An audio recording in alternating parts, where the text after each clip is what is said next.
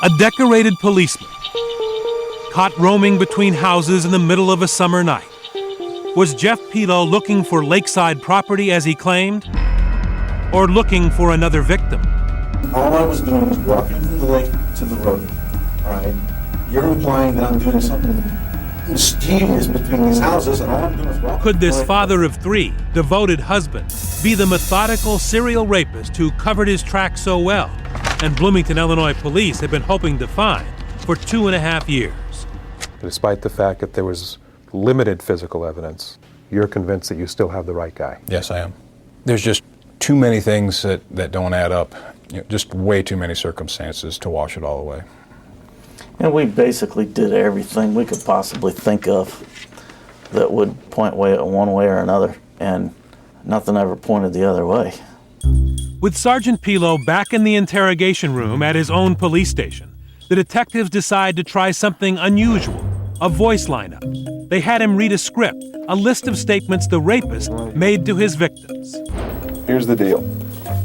It's going to be half an hour. It's going to be a really bad half an hour for you.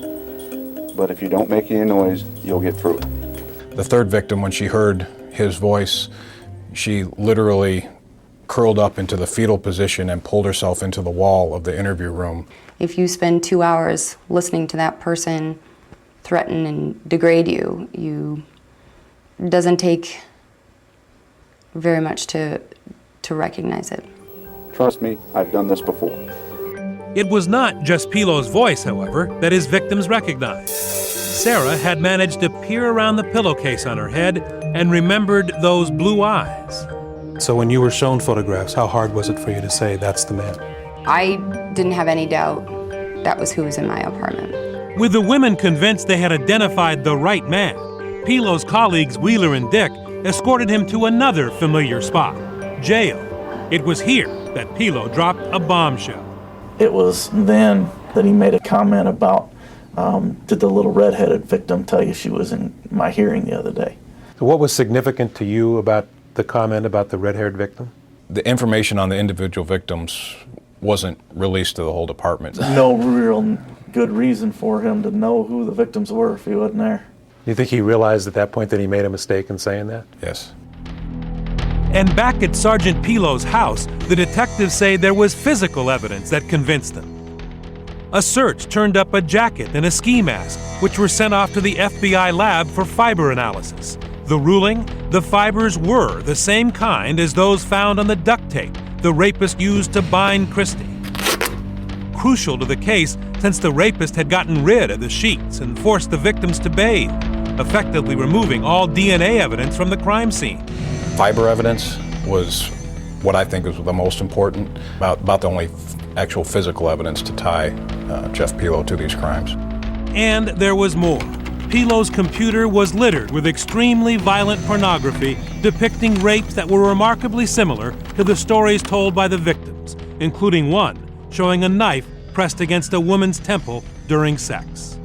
So the pictures he was looking at home mirror what he was doing with his victims? Exactly like what's been described in our assaults. A uniformed male dominating the victim. The police were quickly building a distasteful case against their fellow officers. How disappointing was it to you that this was one of your own? To go to the victims and have to tell them that this was one of my own that did this to you, it was pretty devastating. You could just see how much this breach of trust and the breach of the oath that they've taken to serve and protect had affected them. You know, you'd think they'd be mad at the department, felt violated by us, but they were trying to help us get through it as much as anything. Sergeant Jeff Pelo went on trial May of 2008. The most damaging testimony came from his victims. I do think that his biggest mistake were he chose the wrong women to assault. The women that survived his attacks were all women that were willing to stand up and say, this is what happened. We took control back, and I think that's what really led to his downfall. After 6 weeks, the jury returned a damning verdict. Guilty on 35 counts of rape, kidnapping, and stalking, 25 of those counts for the attack on Sarah. He was sentenced to 440 years, one of the longest sentences in Illinois history. I just felt like it was important to have him be accountable to me, to my family, to the public for the things that he did. I have no doubt the person that is sitting in jail right now, Mr. Pelo, is who is responsible for every single one of these attacks. The most upsetting part for me was watching Ricky and Jeff Pelo's children very upset and leaving the courtroom, because not only did he affect us, women he didn't know personally, but his wife and his children. She was right. Pelo's family was devastated by the verdict. His wife, Ricky, boiling over to reporters outside the courthouse. I feel badly for the victims, I really do, but they've got the wrong man. I am going to bring the Innocence Project in on this, and whoever else will help, because I know my husband did not do this. I have known that from day one, and I stand behind my decision. Right after the verdict, I was like, how could the system have failed so much? I always believed that the U.S. judicial system was fair and impartial. He didn't do it. You know, I've stood by my husband. People have called me crazy for standing by my husband. You don't think he did it? Right, I don't think he did it. Is it possible that there was a dark side to Jeff Pelo that you didn't know? Of course, anything's possible, I guess, but I don't know if somebody can have that much of a dark side that the ones closest to them know nothing about it. I really don't. There wasn't DNA that said it was him. There wasn't anything hard proof to say it was him, so I just don't understand how so many people have come to the conclusion that he's a bad person. Ricky tries to shut out the present, fondly remembering the Jeff Pelo that she knew, the man she fell in love with when she was just 18. He had such a great sense of humor. He had a loving, caring heart.